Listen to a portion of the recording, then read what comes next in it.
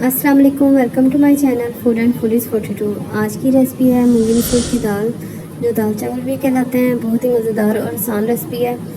इसके लिए सबसे पहले मैंने 1.5 कप मसूर की दाल ली है और तकरीबन 1 कप मैंने मूंगी की दाल ली है। मसूर की दाल मैं ज़्यादा डाल रही हूँ क्योंकि इसका टेस्ट ज़्यादा इससे अच्छा आता है। तो 1 कप इसमें मूंगी की दाल ऐड करेंगे। अब मैंने इसमें पानी डाला है। इसको मैंने 3-4 दफ़ा अच्छी तरह धो लिया है और 5 कप पानी डाला है। अगर आपने पतली बनानी है तो आप 6 या 6.5 कप डाल लें। इसमें सिर्फ नमक डाल के इसको बॉईल करने के लिए रख देंगे। ये 5-7 मिनट जब बॉईल होना शुरू होगी तो इसके ऊपर झाग आना शुरू हो जाएगी।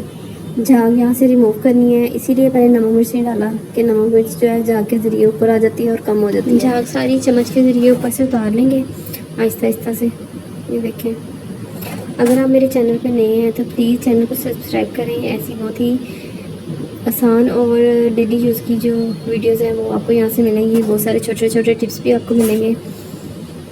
ये देखिए, मैंने जहाँ तकरीबन उतार लिया सारी। अब इसके अंदर हम नमक मिर्च ऐड करेंगे।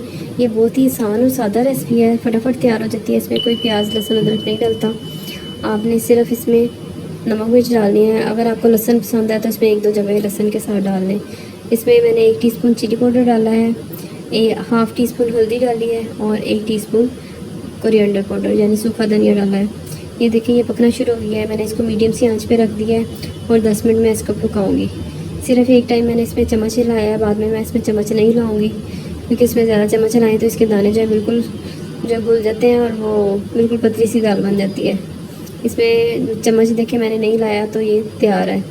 अब इसके लिए तड़का साथ रेडी कर रहे हैं। दाल के ऊपर मैंने तकरीबन 1 टीस्पून गरम मसाला डाला है और अब इसके ऊपर तड़का डालेंगे। तड़का मैंने लहसुन ज़ीरा और ऑयल के साथ बनाया है। बिल्कुल सिंपल सा है। आपको अगर प्याज पसंद है तो आप इसमें प्याज डाल सकते हैं।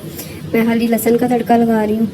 ये देखिए, जब हम तड़का लगाएंगे तो गरम मसाला भी इसके साथ ही हल्का सा फ्राई हो जाएगा और इसकी बहुत अच्छी खुशबू आएगी। ये हमारी बहुत ही मज़ेदार सिंपल दाल तैयार है। आप इसको सिर्फ पराठे के साथ या चावलों के साथ सर्व कर सकते हैं। अगर आपको मेरी रेसिपीज़ पसंद आ रही हैं तो प्लीज़ फीडबैक दें और मेरे चैनल को सब्सक्राइब करें। अल्लाह हाफ़िज़, शुक्रिया।